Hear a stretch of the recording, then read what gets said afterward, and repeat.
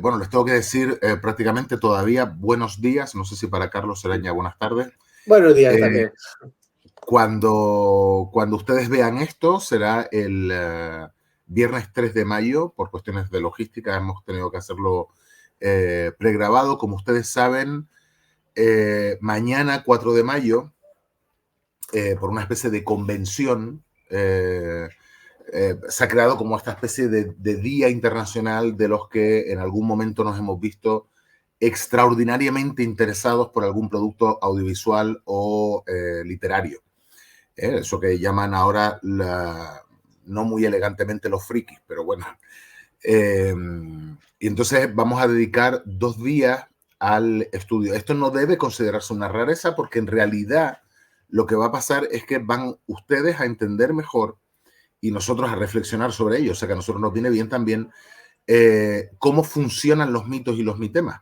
Es decir, es la manera más evidente de que los mitemas ni aparecen ni desaparecen así por las buenas, sino que se van imbricando y van creando nuevos productos en cualquier sociedad, ¿no? Y lejos de lo que pueda parecer, de que estamos en una sociedad hiperracionalizada, hipercientífica, pues tenemos en nuestros esquemas mentales un montón de mitemas que nos podemos remontar prácticamente a Sumer. Como ven, nuestro invitado de hoy es el doctor Santos Carretero, que aparte de sobradas nociones, como ya hemos visto en este canal y tiene varias conferencias por ahí,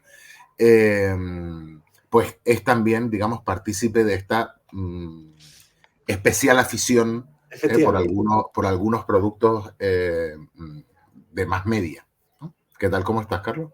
Muy bien, y encantado de estar aquí una vez más y compartir este tema, efectivamente, bueno, pues tan particular que al mismo tiempo que estamos muy en contacto con él, gran parte de la sociedad, pero que al mismo tiempo es un gran desconocido, a veces de dónde vienen los productos que consumimos o la literatura que leemos, las películas que vemos, que muchas veces encontramos que tienen un origen en tradiciones y en corrientes religiosas, espirituales de siglos.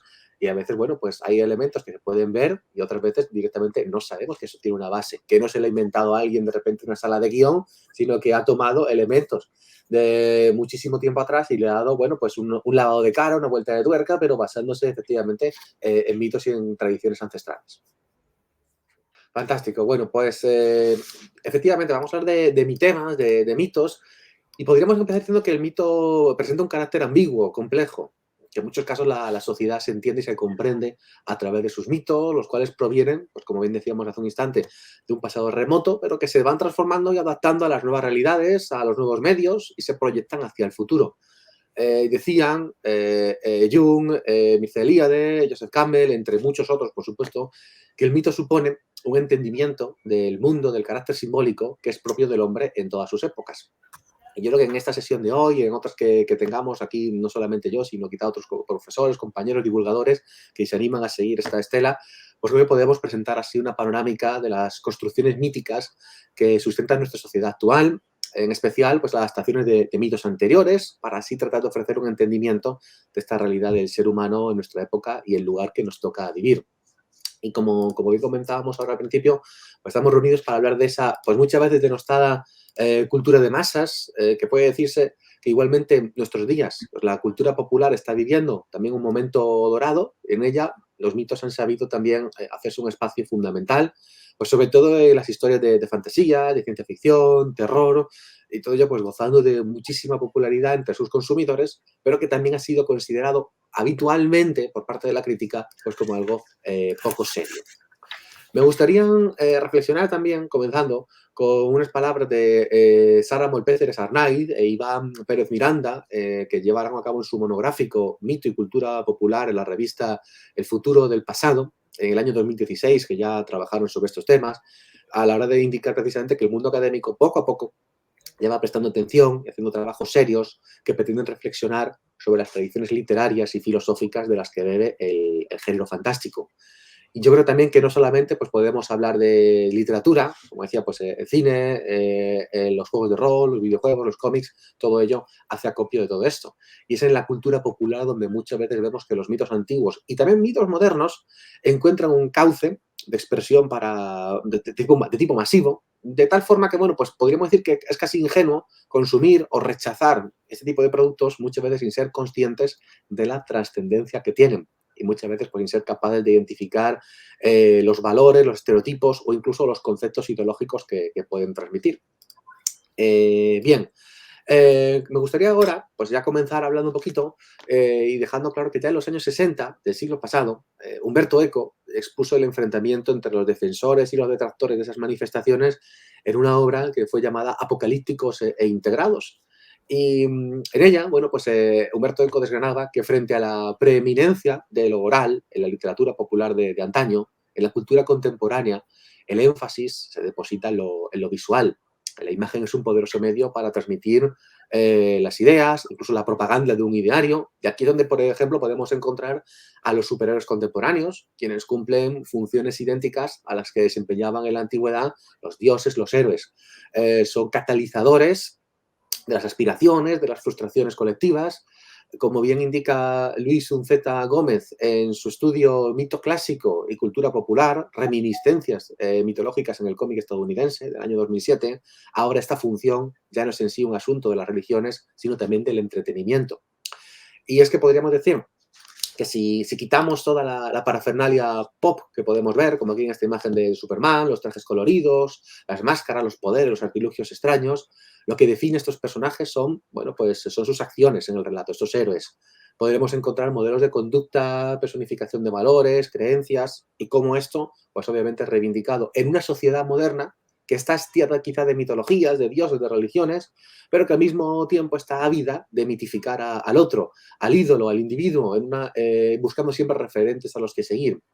Y al igual que los dioses y los héroes de antaño pues podían dar pie a diversas interpretaciones y lecturas, hoy también los personajes de cómic van pasando de unos autores a otros, de un medio a otro, pero que por norma general tienden a permanecer fieles a su esencia, manteniendo sus historias, sus mitologías, el relato fundacional que los justifica. Todos conocemos, bueno, pues las historias de el origen aquí vemos de Superman, de Batman, de Spider-Man, de cualquier personaje que ya ha tenido un calado muy hondo.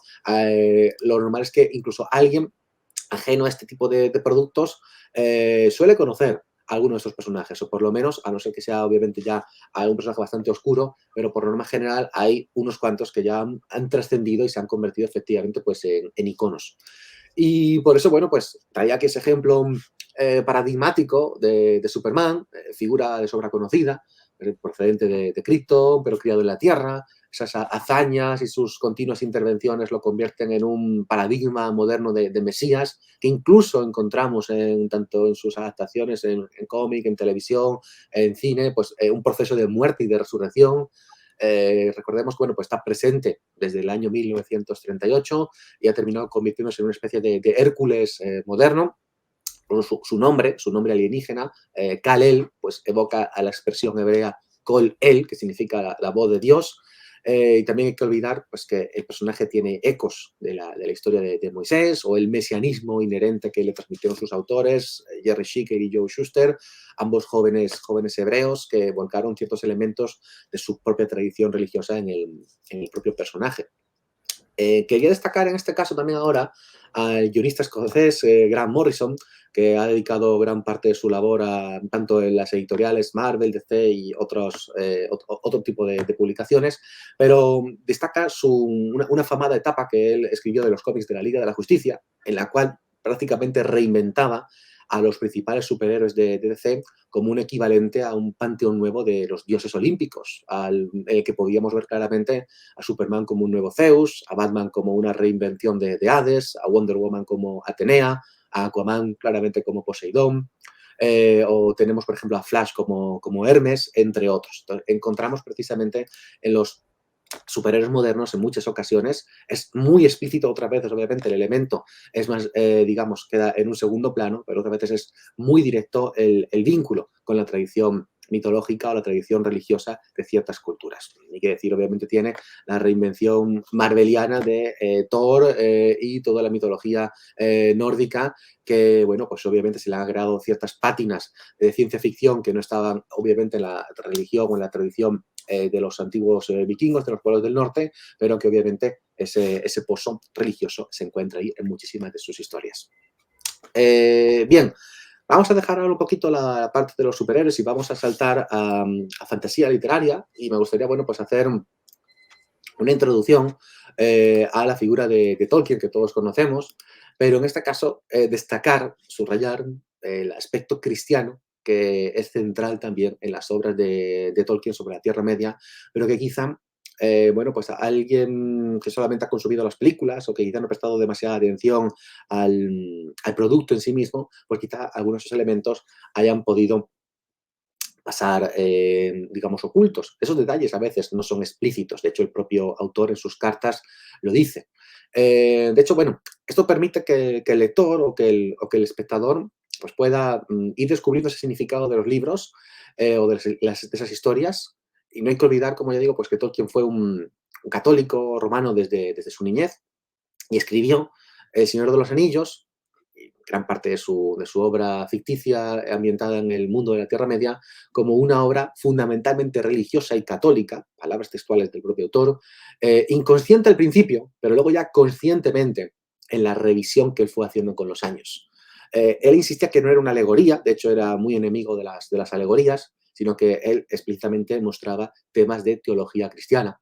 Pues obviamente la batalla del bien contra el mal, el triunfo de la humildad sobre el orgullo, la actividad de la gracia. Un tema muy recurrente en Tolkien es la muerte y la inmortalidad, la luz como un símbolo de la creación divina, pero también las actitudes de Tolkien, por ejemplo, destacan la parte de la misericordia, la piedad, la Eucaristía, la salvación, el autosacrificio, el libre albedrío, el compañerismo, la autoridad y la curación. Por ejemplo, encontramos en la divina providencia, pues la autoridad que aparecen los que son llamados los Valar, que son vamos a decir así, los dioses, o vamos a decir los dioses que están un peldaño por debajo de la divinidad principal del mundo de Tolkien. En este caso, son seres inmortales divinos, pero al mismo tiempo sus acciones no comprometen el libre albedrío de las personas. En lo que es el Silmarillion, que es la obra que, aunque fue publicada póstuma al autor, pero realmente nos cuenta todos los acontecimientos previos al Hobbit y el Señor de los Anillos, en las primeras edades del mundo. Ahí se nos habla de una encarnación de la fragmentación de la luz, que ese es un detalle muy habitual en Tolkien, cómo la luz original, el bien primordial, se va fragmentando, dando paso muchas veces a la irrupción del mal, y también de esta forma, hablando de las diferentes caídas. Igual que en la tradición bíblica encontramos diferentes caídas, momentos bajos de la historia del hombre, aquí Tolkien desarrolla precisamente la caída tanto de los elfos en distintas historias, como también de los propios hombres. Es destacado la historia de la llamada la Calavez, que es la caída de Númenor, ese pueblo precisamente que, bueno, pues es debido a su corrupción, la cual el propio Tolkien desarrolló como una historia que combinaba el mito de la Atlántida con la historia de Sodoma y Gomorra, y que eran castigados debido a sus pecados. Pero no existe, igualmente en Tolkien no hay una figura, por ejemplo, una figura de Cristo, una figura mesiánica. Vamos a luego matizar eso un poquito, pero podríamos decir que sea comparable con la figura de León Aslan, de C.S. Lewis, en los libros de Narnia.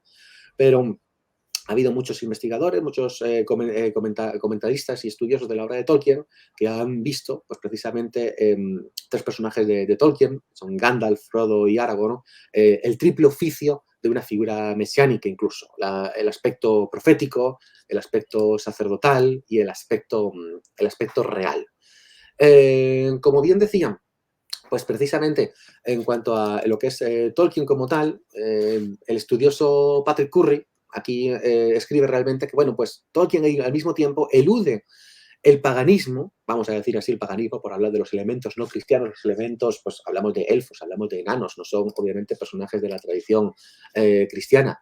Hay un cierto elemento de politeísmo, de animismo, pero por eso algunos ven que la Tierra Media es una tierra que es al mismo tiempo cristiana y pagana, en la cual, bueno, pues vemos esa irrupción de los temas cristianos que van a ir ya precisamente poniéndose por encima de los elementos, vamos a decir así, precristianos, no decir paganos, en el cual ya vamos viendo la llegada del hombre, la irrupción de esa sociedad humana en detrimento de elfos, de enanos, de otros seres sobrenaturales que van quedando ya en un segundo plano, como pertenecientes a un pasado mítico, a un pasado que ya en los acontecimientos del Señor de los Anillos están yendo en retroceso. De hecho, bueno, pues esa narrativa cristiana tradicional también influye muchísimo en el Silmarillion. Aquí podemos encontrar el conflicto entre Eru y Ilúvatar, que es la figura divina, el dios principal, que de hecho el propio Tolkien explicita que es prácticamente su equivalencia al dios del judaísmo y del cristianismo, y lo compara con un conflicto con la figura de Melkor. Melkor es precisamente el maestro de Sauron, que todos conocemos en el Señor de los Anillos, y es el equivalente a una figura satánica, es la figura de Satán. Entonces lo que encontramos aquí es la figura de un ser que a través de la envidia busca precisamente pervertir la creación llevada a cabo por este Eru Ilúvatar junto con los otros espíritus que se encuentran en un rango inferior, como figuras angélicas, como demiurgos, en un peldaño por debajo de la divinidad principal, y busca hacerse con ese poder. Vemos muchísimos ecos en el Silmarillion al Génesis, como decía, la creación, la caída del hombre. Deja, por ejemplo, incluso en algunos de los borradores del Silmarillion, que luego han sido publicados póstumamente por el hijo de Tolkien, por Christopher Tolkien, en este caso encontrábamos pues, que un personaje, Finrod, especulaba sobre la necesidad, encarnación de Eru Ilúvatar, de la propia divinidad, encarnándose para salvar a la humanidad de Melkor, para salvar, bueno, a hombres, a enanos, a elfos, a todas las razas de la Tierra Media.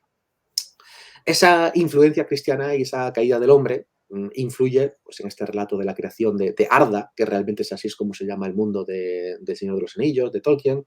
El asesinato también de la historia de Alqualonde, que es el fratricidio cometido entre distintos grupos de elfos, o como mencionaba antes, pues la historia de la caída de Númenor, que es al mismo tiempo un relato que combina la destrucción de la Atlántida y esa historia de Sodoma y Gomorra. Encontramos también, como mencionaba antes, a los personajes de Frodo, de Gandalf, de Aragorn. Peter Kreeft, un profesor de filosofía de la Universidad de Boston, ha estudiado esto en profundidad y, bueno, pues como mencionaba antes, podemos encontrar atributos aplicados a la figura de Cristo, una figura mesiánica, pero digo a la figura de Cristo porque obviamente el contexto católico del personaje de Tolkien. Vemos, bueno, pues que se considera que a los tres personajes, vamos a decir así, que hay una especie de proceso de muerte, de cambio, de transformación. En el caso de Gandalf es claro, vemos que muere en las minas de Moria y luego viene resucitado como esa figura de Gandalf el Blanco. Podríamos decir que Frodo, como esa figura también de siervo sufriente, que con la carga del anillo, que incluso, bueno, pues muere prácticamente bajo cuando es apuñalado por los Nazgûl y luego viene siendo curado, salvado, pero al mismo tiempo no termina de ser curado y tiene que marcharse al final de la historia, recordamos, abandona la tierra porque sus heridas no han curado, todo el daño, todo el sufrimiento que ha tenido tiene que ser curado más allá de este mundo. O incluso, bueno, pues aquí no todo el mundo se pone de acuerdo, pero han visto que cuando el personaje de Aragorn entra en contacto con esos muertos y luego ya sale, resurge y ya prácticamente casi investido como rey poco antes de ese momento, también como un momento de transformación del personaje. Se han visto, como decía, el arquetipo mesiánico del profeta, rey y el sacerdote en cada uno de los personajes. Entonces, encontraríamos incluso, como bien mencionaba antes, pues el personaje de Gandalf, cuando sufre ese momento de muerte y resurrección, bueno, pues han sido vistos como un momento casi de una transfiguración del personaje. Todos conocemos la escena, si lo hemos visto en las películas o lo hemos visto o lo hemos leído en el libro, a través del cual, bueno, pues la luz resplandeciente ciega a los demás, no entienden quién es. Lo han visto pues precisamente casi como una transfiguración, como cuando vemos ese episodio en el Evangelio, a través del cual Jesús, recordemos, se encuentra con Moisés y con Elías. Entonces, encontramos precisamente numerosos elementos que están tomados, símbolos, rasgos de la tradición judío-cristiana, incluso algunos que pueden pasar muy desapercibidos para la mayoría. Por ejemplo, en la historia, Tolkien usa para el lector, él se presenta como un cronista de los hechos, casi como si fueran unos acontecimientos verídicos, lo que él está narrando. Bueno, pues él utiliza, por ejemplo, nuestro calendario para hablar de los acontecimientos, las fechas del Señor de los Anillos. Y comienza indicando que la historia de la Comunidad del Anillo, cuando se marchan de Rivendell, tiene lugar el 25 de diciembre, en Navidad, y la destrucción del anillo, en el Monte del Destino, tiene lugar el 25 de marzo. Quizá para nosotros el 25 de marzo no nos diga mucho, pero digamos en la tradición anglosajona se consideraba que era la fecha de la crucifixión de Jesús, ¿de acuerdo? Entonces, bueno, pues son fechas que no están tomadas al azar, sino que obviamente Tolkien las toma para darles un sentido de una mayor carga al propio texto. Bien, en cuanto a las figuras espirituales que antes había mencionado, esos Valar, por ejemplo, no son solamente los únicos seres que encontramos en la obra de Tolkien. Estos Valar se comportan de manera muy parecida a los dioses de la mitología griega, son inferiores al dios único, están, como digo, un peldaño por debajo de él, son casi más como ángeles subcreadores, cada uno con su propio reino, con su propia dimensión. Por ejemplo, tenemos al personaje de Manwë, que se presenta como el rey de Arda, de la tierra, como básicamente la mano derecha de Eru Ilúvatar, el cual se encuentra fuera de esa creación. Ulmo, como el señor de las aguas, Mandos, el juez de los muertos, entre otros. Tolkien los presenta como demiurgos, como figuras divinas en ese esquema platónico de las cosas, en el cual tiene la capacidad de darle forma al mundo material. Y al igual, bueno, pues con esa fragmentación de la luz, vamos viendo que ese demiurgo que nos presenta Tolkien implica una subdivisión. A través de cada uno se encuentra dedicado a diferentes esferas de la creación. Pero también destacan el concepto de los Maiar, que son una orden menor de estos Valar, de estos espíritus, de estos poderes.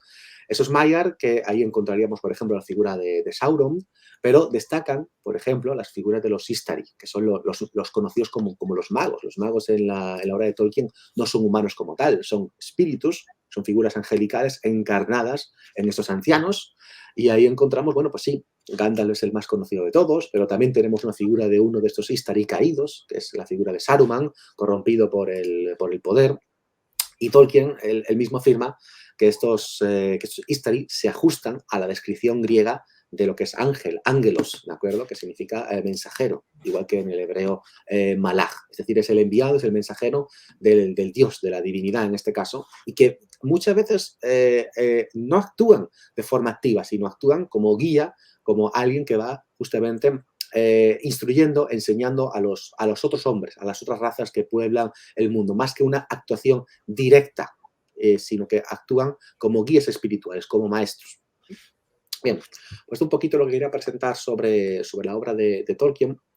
Y ahora vamos a dar un salto muy grande a nivel geográfico, porque nos vamos a ir de lo que sería, bueno, pues el mundo anglosajón, nos vamos a ir a Japón, nos vamos a ir a Oriente, y me gustaría precisamente destacar, bueno, pues en primer lugar, que todos sabemos que Japón es un país sincretista, el cual trata de conciliar pues, diversos tipos de creencias, de dogmas. Ese sincretismo, bueno, pues podríamos decir que está cargado de un cierto halo de tolerancia. Para la mayoría en Japón la religión es una cuestión más cultural que de fe. Podríamos encontrar, bueno, pues sí, el budismo, sintoísmo, confucianismo, taoísmo e incluso el cristianismo, pues se dan de la mano en el mismo país, lo cual no deja de ser curioso porque, por ejemplo, pues el islam o el hinduismo, por ejemplo, no han arraigado apenas en el país. El sintoísmo es la religión con mayor número de adeptos, seguido luego por el budismo, y luego, en tercer lugar, con el cristianismo. El cristianismo, por lo menos cuando yo esto lo estudié por vez primera, fue en el año 2018, para preparar precisamente un estudio para la Universidad Francisco de Vitoria, en un congreso sobre mitocrítica, pues ahí más o menos estaba registrado que está cerca de los 2 millones de cristianos en Japón, mientras que las otras dos religiones, el sintoísmo, hay más de 100 millones de personas que se declaran sintoístas y un poquito más de, en torno a los 84-85 millones que se declaran budistas. Bueno, pues digamos que esta pluralidad también ha creado el caldo de cultivo para que en Japón, bueno, pues encontremos muchísimas referencias a otras tradiciones religiosas. Y lo más conocido en la cultura popular, la cultura de masas en Japón, es lo que es el manga, el anime. Y una de las series japonesas que tiene un mayor conocimiento, un mayor predicamento a nivel internacional es Neon Genesis Evangelion, que cuenta, bueno, pues es una obra que cuenta con muchísimas referencias a lo que es la cábala, el árbol de la vida, los rollos del mar muerto, el fruto del bien y del mal, los nombres de ángeles que pertenecen a la literatura intertestamentaria, y todo ello, pues de forma curiosa, insertada en una especie de relato de robots gigantes, de mechas, como se dice en Japón, a lo Mazinger, que todos conocemos, seguramente muchos recordarán, que se enfrentan a monstruos gigantes, que son precisamente esas figuras angelicales que encontramos en la literatura judía del Segundo Templo y del cristianismo primitivo. Esto, bueno, pues siempre ha causado mucho impacto, por lo menos ha llamado mucho la atención, y aquí el creador de la obra, Hideaki Anno, en varias entrevistas a lo largo de los años, ha terminado por decir que muchas de estas referencias no dejan de ser, bueno, pues por el exotismo que el judaísmo y el cristianismo supone en Japón. Y por el impacto cultural que crea en la propia obra. Aunque luego realmente el elemento religioso, sí es cierto que aquí pasa en un segundo plano y se exploran más temas filosóficos de Kierkegaard o el dilema del erizo de Schopenhauer, entre otros. Ahí, por ejemplo, bueno, pues podemos encontrar dentro de la propia obra, como mencionaba, pues referencias al árbol de la vida, en hebreo, muchísimas referencias, que muchas veces están para crear un impacto más que realmente para tener un significado explícito en la propia obra. Que esto, bueno, pues no ha evitado que muchas veces los espectadores o el público bueno, pues se haya muchas veces, vamos a decir, roto la cabeza o intentado desgranar a veces qué es lo que quiere aquí el autor o por lo menos el creador de la obra, transmitirnos con ello. De una forma mucho más explícita, sí que me gustaría ahora mencionar algo que es algo también procedente de Japón, pero que es bastante más desconocido, y en este caso es precisamente Shin Megami Tensei. Shin Megami Tensei es una franquicia de videojuegos, en este caso, aunque luego se ha expandido con lo que serían, bueno, pues también novelas, series de televisión, y que comenzó en 1987. Eso se inspira en una novela a través de la cual, de los años 80, en la que un adolescente, esas historias muchas veces ambientadas en los institutos japoneses, se hace con un programa de ordenador a través del cual es capaz de convocar y controlar demonios. Bueno, pues esto van pasando los años y va teniendo diferentes reimaginaciones, diferentes entregas en diferentes tanto consolas como ordenadores. Muchos de estos videojuegos no han trascendido, no han salido de Japón hasta años después, quizá por el contenido profundamente religioso que vamos a ver después, sí que se pensó que no podría tener un buen predicamento, por lo menos positivo, en Occidente, sobre todo en Europa. Estados Unidos sí que fueron llegando con cuentagotas, pero en Europa eso sí que ha tardado mucho más en llegar. Vamos a ir viendo que es vamos a decir, una franquicia que gira en torno a lo que es la mitología y el ocultismo. Encontramos, por ejemplo, el contexto habitual que suele ser parte de este tipo de videojuegos, una historia situada en un Japón que o bien es posapocalíptico o está a punto de sufrir una catástrofe que va a sacudir todo. El país está aislado, arrasado, lleno de demonios. Y cuando digo aquí demonios no me refiero al concepto de una figura negativa, sino aquí la palabra se usa como una forma genérica para hablar de dioses, de espíritus procedentes de absolutamente todas las tradiciones religiosas habidas y por haber. Es decir, el videojuego toma, adapta, reimagina numerosísimos espíritus, creencias, dioses de todas las mitologías y tradiciones religiosas, algunas con mayor énfasis y otras sí en un segundo plano, pero realmente intenta hacer, bueno, pues precisamente una presentación de todo este tipo de personajes a través de los cuales el jugador con los que tiene que luchar, conversar, formar alianzas, y al mismo tiempo se nos presenta una serie de dilemas de carácter moral que van determinando, pues, vamos a decir, el alineamiento del personaje, el desarrollo, la trama. Generalmente, bueno, pues uno en estos videojuegos, ¿qué es lo que termina haciendo? Pues a veces puede acabar con ese conflicto que asola Japón o el mundo de forma pacífica, satisfactoria, puede terminar rigiendo el mundo de acuerdo con sus deseos, puede producir un apocalipsis o incluso puede convertirse en un dios o en un mesías. Entonces, realmente son una serie de videojuegos que están cargados de una profunda carga religiosa.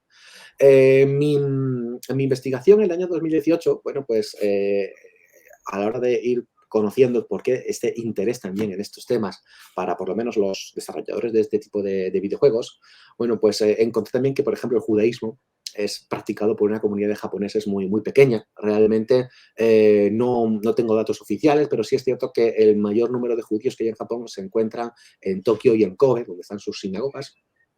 Y bueno, pues esta fascinación por lo que sería lo judio-cristiano, como mencionaba antes, pues en el caso de Evangelion, Hideaki Anno decía que el judaísmo y el cristianismo son tradiciones altamente exóticas, ajenas al japonés medio.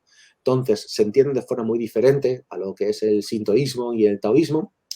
Y en este caso, pues volviendo a Shin Megami Tensei, Kazuma Kaneko, que es uno de los principales desarrolladores y diseñadores de las criaturas que aparecen en estos videojuegos, en una entrevista en el año 2010 afirmó que se sentía muy atraído por las historias de dioses y demonios de todo el mundo, pero especialmente él decía textualmente que las historias del Antiguo Testamento, sobre todo la historia de la creación, del diluvio, le resultaban las más fascinantes de todas. Decía él, sin ser obviamente un estudioso de la religión, porque es un diseñador de personajes, ya que le daba la sensación de que las historias del Antiguo Testamento pueden ser los mitos más simples de todos y que por eso para él consideraba que ahí estaba la raíz y el origen de muchas de las historias en las que nosotros hoy, bueno, pues reinventamos y creemos tener en ellas. De hecho, bueno, pues para este diseñador, para Kaneko, el enfoque religioso en sus juegos era el siguiente. ¿Qué hay al final del universo? Si hay un final. Y él decía en su entrevista que creo que la mayoría de la gente se ha hecho este tipo de preguntas en algún momento de su vida. Personalmente, me encanta pensar sobre cosas como esta. A pesar de que los humanos son parte del universo, nadie sabe por qué existe el universo o cómo surgieron los humanos. Un enfoque filosófico es la forma en la que podemos llegar a algún tipo de conclusión y que los demonios de la serie Megaten, que así es como se abre habitualmente Shin Megami Tensei, intentan dar esas respuestas al jugador.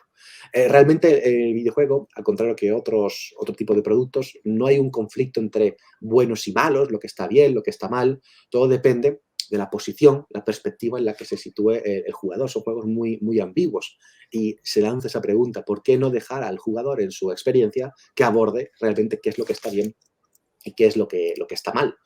De hecho, bueno, pues a raíz de lo que he podido yo ir investigando a lo largo de cómo bueno, pues ha ido desarrollando ese tipo de productos, he observado también una preferencia por introducir seres muchas veces que no son tan conocidos por el público general, por el jugador medio.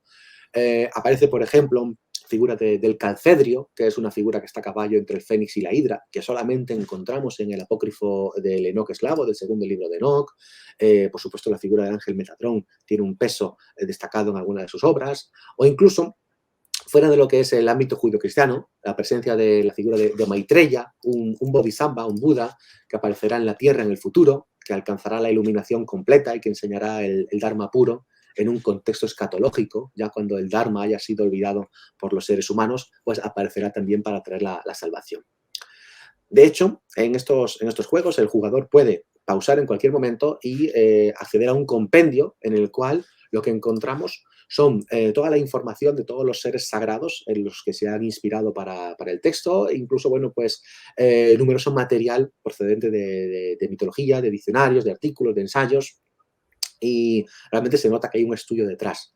¿Hasta qué punto podríamos decir que esa presentación, bueno, pues, vemos aquí cómo son reinventados el diseño de estas figuras religiosas, bueno, pues ¿hasta qué punto podemos decir que es fidedigno al material original de que proviene? Bueno, pues aquí en este caso otro diseñador de estos videojuegos, en este caso Masayuki Doi, decía que es algo que se decide a lo largo del desarrollo del juego y que al mismo tiempo va planteando el argumento, va planteando la trama que podemos encontrar.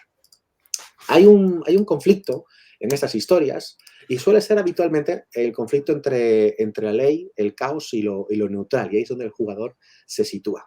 Y en cada uno de los extremos tenemos, digamos, en el bando de la ley se encuentra la figura del dios judío-cristiano, y cuando digo esto me refiero a la figura de Adonai, de Yod-Hei Vav-Hei, de Yahvé, que aparece así explícitamente en la obra, mientras que dentro de lo que es el caos aparece la figura de Satán. Bueno, más que de Satán, me voy a corregir, perdón, la figura de Lucifer, que quiero hacer una distinción muy clara entre ambas figuras, ¿de acuerdo?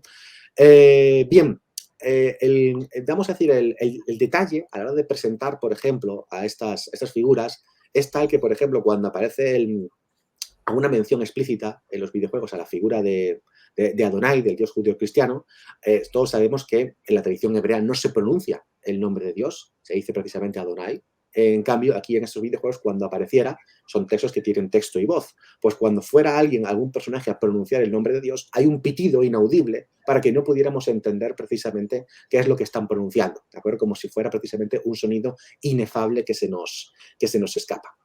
Bien, encontramos por norma general dos filosofías enfrentadas y a través de la cual el jugador pues, tiene que sumarse a una de ellas o no sumarse a ninguna y enfrentarse a ambas para exponer así su punto de vista. En el bando de Dios se encuentra lo que es la ley, digamos, una filosofía a través de la cual el ser humano debe sacrificar el placer personal y sus ambiciones para servir un bien mayor. Al mismo tiempo, sofocar cualquier tipo de disidencia, opiniones contrarias, evitar el malestar. Podríamos pensar que a priori puede ser lo más positivo, pero dentro de los videojuegos esto va siendo llevado muchas veces al extremo hasta dar situaciones que podrían ser de un régimen totalitario, reprimiendo incluso la individualidad o incluso los derechos de los individuos. Luego la visión contraria es la visión del caos, en este caso pues asociado dentro de lo que es el juego, a los monstruos más, vamos a decir, más sangrientos, más virulentos, esa visión de Lucifer. Y aquí lo que se presenta es una indulgencia total de los deseos del individuo. La voluntad del colectivo no tiene importancia, lo que tiene importancia es la necesidad de cada uno del individuo y el hombre es el gobernante último de su dominio. Entonces, esa visión del caos lo que nos muestra al final en estos videojuegos es que hay poco espacio para aquellos que son débiles o que no quieren llegar a los extremos se adapten. Lo que es la supervivencia del más apto. Y por tanto, quizá, aunque obviamente eso queda al libre albedrío del jugador, pues lo que se encuentra en el medio es la visión neutral. La visión neutral lo que comparte es el camino del medio que muchas enseñanzas del budismo plantean y que postulan que el verdadero camino a la felicidad solamente se puede encontrar en medio de esos dos extremos opuestos. En ese camino neutral se rechaza esa naturaleza controladora de la ley, al mismo tiempo que se evita esa total anarquía del caos, pero el único inconveniente para que un jugador que está con uno de estos videojuegos llegando a esa vía de la neutral es lo más difícil de conseguir, tiene que oponerse a todos los otros bandos y enfrentarse, obviamente, a un desafío mucho mayor que si fuera, bueno, pues obviamente alinearse con uno de ellos. Bien, quiero ahora hablar un poquito precisamente ese elemento religioso también que impregna la obra. De hecho, por ejemplo, en una de sus primeras entregas, si uno conectaba el cartucho en la videoconsola, aparecerían cargando, como en los programas informáticos de la época, diferentes elementos, hasta que ya de repente aparecen nombres precisamente de Dios. Aparece aquí, vemos El, Elohim, Eloho, Sebaot, Elión, entre otros. Tetragrámaton, Shaddai, lo cual ya desde el principio nos va dando una toma de contacto de, bueno, pues cómo se plantea la obra, de que lo que uno se va a encontrar frente a lo que sería el videojuego de rol tradicional japonés, que uno podría pensar en videojuegos como Dragon Quest o Final Fantasy, que son muy distintos en su planteamiento de lo que nos ofrece Shin Megami Tensei. Quería mencionar ahora también esa figura de Dios, la que he presentado, o por lo menos he descrito brevemente, pero en la obra, claro, lo que nos encontramos es una figura extrema de la legalidad a través de lo cual uno encuentra pues que quizás es una visión demasiado extrema y demasiado radical para que el jugador se sienta cómodo. De hecho, la reinterpretación que se ha hecho vamos a decir, del dios judío cristiano en la obra, en este caso por parte de Atlus, que son los encargados de desarrollar estos videojuegos, realmente más que hacer referencia al dios judío cristiano se correspondería con el demiurgo del gnosticismo. Aquí lo que vamos a encontrar una representación precisamente de esa figura. El demiurgo del gnosticismo, para aquellos que no conozcan, que no sepan de lo que estamos hablando, es la figura artesanal responsable de la creación y el mantenimiento del universo físico, pero que no es la verdadera deidad creadora. Aquí el apócrifo de Juan, un texto gnóstico del siglo II de nuestra era, nos decía que el demiurgo fue creado por Sofía, exiliada del pleroma por su deseo de crear algo fuera de él, y cuando ella creó el demiurgo, estaba avergonzada por eso y para ocultar su error, pues creó una gran nube y le construyó un trono a ese demiurgo. Y sin conocimiento de todo esto, pues ese demiurgo consideró que era el creador de todas las cosas y que luego formó el mundo material a una imitación inconsciente del pleroma y convirtió a ese primer humano en ese primer ser humano, en ese primer hombre, y que aunque no podía otorgarle un alma, Sofía se apiadó del hombre y le otorga a Adán una chispa divina que le dio vida. Entonces vamos a encontrar que ese demiurgo para los gnósticos, llamado también Yaldabaoth en la hipótesis de los arcontes, es una reinvención, en clave maligna, en clave dictatorial, del Dios del Antiguo Testamento, del Dios de la Biblia hebrea. Bueno, pues eso es precisamente lo que encontramos aquí en Shin Megami Tensei. De hecho, pues precisamente Masayuki Doi en una entrevista decía cómo había definido él su concepción, su reimaginación del dios bíblico, decía lo siguiente en el compendio del propio texto, del propio juego. El dios único del monoteísmo, el dios del judaísmo, el cristianismo y el islam. Él es la existencia que creó el cielo y la tierra y creó al hombre a su propia imagen, pero también creó a los ángeles y a los demonios. Al dar a los humanos cuerpos de carne y hueso, sus vidas y miedos se repiten en el ciclo interminable de muerte y renacimiento. La primera apariencia con la que se manifiesta, la que vemos aquí a la izquierda, dice, es la del Padre, la de Dios principal, enfatizado por una expresión severa en su rostro envejecido. Sin embargo, la segunda forma se asemeja, se convierte en una extraña quimera semejante a un demonio. El macho cabrío del día de la expiación, narrado en Levítico 16, la serpiente que tentó a Eva en el jardín del Edén, o el enjambre de langostas que apareció en el Éxodo, amenazando al faraón si se negaba a liberar a los judíos, todos pueden verse de esta forma. Cada parte de la quimera está conectada a la otra. Bien, pues esto es justamente lo que encontramos, la reinvención precisamente del Dios del Antiguo Testamento, del Dios de la Biblia hebrea, dentro de una cultura tan ajena como puede ser la tradición japonesa. Incluso, como mencionaba antes, pues quise hacer una distinción entre la figura de Satán y Lucifer, porque realmente en el texto son dos entes diferenciados. La figura de Satán en el juego aparece como ese Satán que encontramos en el libro de Job, como ese fiscal de Dios, no aparece como una figura negativa, sino el que va acusando y poniendo a prueba al jugador ante sus pecados o sus posibles males, mientras que sí que la figura de Lucifer sí que aparece como una figura, bueno, pues totalmente negativa en el texto, esa visión extrema del caos y como esa figura de ángel rebelde. También incluso encontramos figuras muy desconocidas para el público habitual, no solamente dentro del ámbito japonés, sino en general, como por ejemplo la figura del ángel Mastema. Mastema es un ángel que solamente aparece en el libro de los jubileos y realmente viene de la misma raíz de Satán, ¿de acuerdo? Significa oponente, acusador, y es precisamente un ángel que se encarga de poner a prueba al jugador y que tiene al mismo tiempo, como en el libro de jubileos, varios demonios a su cargo, autorizados por Dios, para ver realmente si el hombre es bueno, si no es bueno, si se puede corromper o no. Es esta figura que encontramos aquí a la izquierda. Bien, yo creo que con esto podemos entender que, bueno, pues el aspecto de lo religioso es obviamente profundo y complicado, y si queremos intentar transmitir algo así a través de algo tan ajeno como puede ser un videojuego, pues obviamente no es algo que se pueda hacer a la ligera. De hecho, en alguno de las últimas entregas que se han ido publicando en los años, se han planteado otros temas diferentes de lo que es lo legal y lo caótico. También, por ejemplo, el conflicto entre lo que es el monoteísmo y el politeísmo a lo largo de la historia, la filosofía del superhombre de Nietzsche.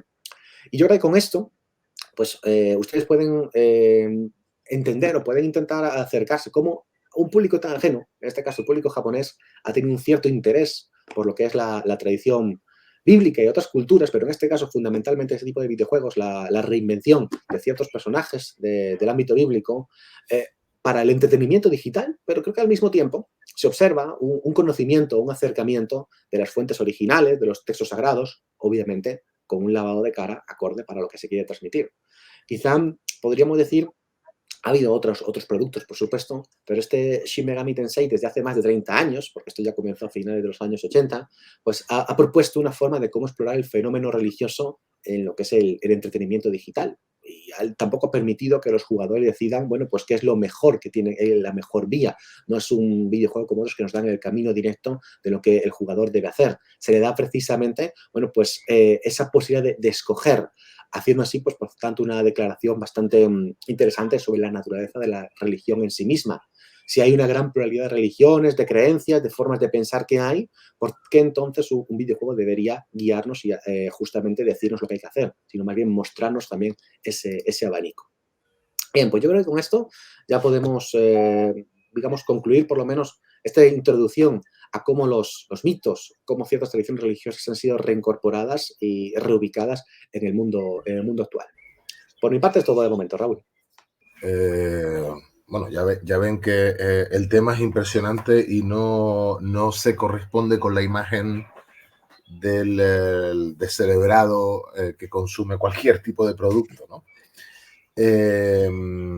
A mí me gustaría, al principio citaste, no quiero insistir en El Señor de los Anillos porque a continuación de esta viene la de Javier Ortiz, que es precisamente sobre los aspectos católicos y digamos, metapoéticos de Tolkien. Pero sí has nombrado como introducción, digamos, a esta serie, sí. que esperemos que se repita todos los años, has nombrado algunos aspectos que a mí me parecen como fundamentales, ¿no? Pero al principio, cuando nombrabas la oralidad o la visualidad de los mitos, ¿no? Que no es un proceso que haya empezado ayer. Es decir, efectivamente. Exacto. La cerámica griega está llena de escenas mitológicas, la pintura romana, las catacumbas, todo el arte cristiano. El arte cristiano, eso es. Se ha descrito como cómic, románico, ¿no? Correcto, para transmitir efectivamente las escrituras, pues precisamente a través de la imagen como forma de transmisión. Exacto, y de hecho no es siempre una manera de transmitir digamos, paralela o, mejor dicho, homogéneamente paralela al discurso literario, porque a veces algunas formas de transmitir visualmente unos mitemas han generado entendimientos distintos que resultan ser heréticos y han creado problemas. Sí, correcto. Otro tema que me gustaría... y esto me gustaría ahora, te pregunto como especialista en textos antiguos. Nombraste al señor aquel que cogió todos estos héroes de Marvel y creó este panteón, ¿no? Ahora estábamos viendo el caso de Megateón, como prácticamente se incorpora a todo. ¿Qué es lo que está pasando? Es lo que está pasando en la sociedad, que es decir, la sociedad está cada vez unas culturas más en contacto con otras y se van incorporando cosas, ¿no? Correcto. Este proceso de adopción o imbricación es tan antiguo como el mito en sí. Esto es una pregunta. Efectivamente, sí. De hecho, justo ayer estaba en una clase con unos estudiantes y estábamos trabajando los oráculos sibilinos, que es uno de los llamados apócrifos del Antiguo Testamento, y no deja de ser un producto de sincretismo entre tradición bíblica y mitología griega. En este caso se ponía en bocas de la sibila, ese oráculo clásico, palabras precisamente de los profetas, de Dios de Israel, para defender precisamente el modo de vida judío frente a la llegada del helenismo. ¿Y qué se tomaba? ¿Qué se reivindicaba? Bueno, pues era un texto interesantísimo el que trabajábamos ayer, la historia de la Torre de Babel, que todos conocemos, pero en este caso recordamos, bueno, pues en la historia bíblica se habla de ciertos reyes poderosos, reyes soberbios, como Nimrod. Bueno, pues en los oráculos sibilinos no aparece ningún personaje de los que proceden de la tradición griega, sino que son Cronos, Titán, Jápeto, pero no son, en este caso como en la mitología griega, son dioses o son titanes, sino que son hombres de renombre, son hombres poderosos que luchaban por el poder en ese momento justo después del diluvio. Hay una amalgama, hay un sincretismo de conceptos, de personajes de la mitología griega pasados por lo que es la visión judía, que realmente era impresionante. Así que sí, y esto estoy hablando de textos que se pueden remontar, oráculos sibilinos concretamente desde el siglo II antes de nuestra era. O sea, más de 2000 años. De Aristóbulo, por ejemplo. Efectivamente, correcto. Eso es. Aristóbulo y Filón son muy de Filón, claro, efectivamente, Filón de ese ambiente, correcto, claro. Entonces, esto efectivamente ya viene desde muy antiguo. Filón creo que llegó a llamar a Platón Moisés helénico, una por ejemplo, sí, tipo, ¿no? al hecho de decir justamente Moisés sí como griego no hubiera sido el único, o el hecho de usar el concepto del logos, que bueno, pues todos conocemos tanto por el lado de Platón, pero también lo encontramos en el Evangelio de Juan. Tenemos ahí un concepto griego que pasa a la tradición hebrea judía y luego ya, bueno, judeo-cristiana, ¿de acuerdo? El tema del logos, de la palabra, interpretado, entendido de una forma muy distinta, pero ahí está. Muy bien. Otro tema que me llama la atención es cuando creemos que el mito se limita a productos de consumo. Ujú, Claro, el producto de consumo es como se transmite, ¿no? efectivamente. Hoy a falta de catequesis, digamos, Sí, pues la gente juega videojuegos, ¿no? Y se comunican y todo el rollo. sí, Pero es impresionante la cantidad de esquemas culturales que se mantienen. Por ejemplo, la concepción occidental de, en fin, o la concepción occidental que predominó durante mucho tiempo de historia lineal, ¿no? O sí. lo que hoy llamamos el salvapatria, ¿no? Sea un revolucionario o un caudillo.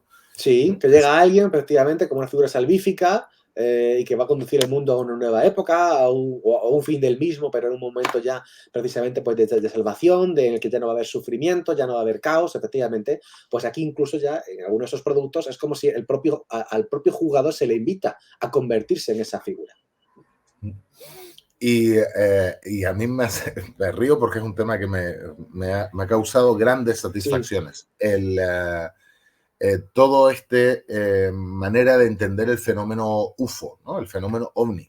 ujú, Esta idea de que hay seres que están por encima de la bóveda sí, celeste, que se manifiestan a veces con carácter demoníaco, a veces con carácter salvífico, mesiánico, que son reencarnaciones que ahora en los últimos ya casi 30 años sí, empieza a cobrar fuerza la extradimensionalidad, ¿no? O ujú, sea, cuando se demuestra que su corporidad es difícil, ¿no? Y todo esto lo sí, vemos también en que es la lengua, lo que antes, la glosolalia de los, bueno, que vemos todavía en los pentecostales, ¿no?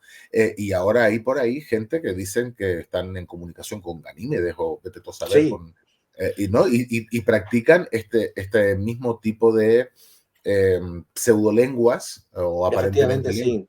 De hecho, me acuerdo, por ejemplo, que John Dee, este ocultista inglés creo que es del siglo XVI, XVII, ya decía que él había estado desarrollando un alfabeto enoquiano, así con el nombre del personaje de Enoch, para estar en contacto con las figuras de los ángeles, que era la lengua que hablaban los ángeles, los espíritus, en las épocas previos al diluvio. Y desarrolló todo un diccionario para supuestamente ponerlo en conocimiento y así la Creo gente. que Sí, Clemente nombra Clemente de Alejandría, puedo estar equivocado, creo que es ujú, Clemente de Alejandría que decía que Platón sí, sostenía que las divinidades hablaban en una especie de dialecto sí, que no eran las lenguas comunes que se ven sobre la Tierra, ¿no? efectivamente, sí, correcto. Todo esto lo digo para que la gente entienda que no hay nada gratuito en leer un cómic, jugar un videojuego, consumir una película, que son sistemas de reproducción social. O sea, la sociedad se reproduce y se readapta continuamente a lo que está pasando. O sea que esto de alguna manera es el papel que hacían pues hechiceros itinerantes, los magos, los contadores de historia, toda esta serie, todos estos elementos sociales, digamos que se van moviendo de un lado a otro. Los sacerdotes griegos que se iban a Babilonia o a Egipto en busca de información y venían con nuevos mitos o nuevas maneras de entender los propios Eso. mitos, ¿no? Y luego ya los incorporaban a sus tradiciones Sí, efectivamente, no era exactamente igual de donde ellos lo habían tomado, pero obviamente había ese fenómeno de sincretismo. Y sincretismo sigue habiendo, efectivamente. Lo había hace 2000 años y lo sigue habiendo en nuestros días. bueno, es inevitable. El ser humano es Sí, sincrético por naturaleza. Esto efectivamente. cuando me gusta dejarlo claro, porque cuando yo digo es que el judío no tiene nada original, es que el griego no tiene, es que nadie tiene Efectivamente. nada original, Eso es. Ujú. porque somos sincréticos, ¿no? Nos gusta copiarnos y vivimos Sí, inmersos en la misma sopa de ideas correcto. o muy parecida de la que vivían en aquel momento. Otra, Sí. ya para terminar, que esto es una curiosidad que todavía hace poco tuvimos en el canal a Juan Carlos Reyes, Ajá. que es bueno, precisamente ha diseñado para productos de anime y eso. Él es colombiano, pero es un gran admirador de la cultura japonesa. Ha sido profesor Ujú. no solo de lengua, sino de cultura japonesa, incluso para japoneses. O sea que Wow. está muy al tanto.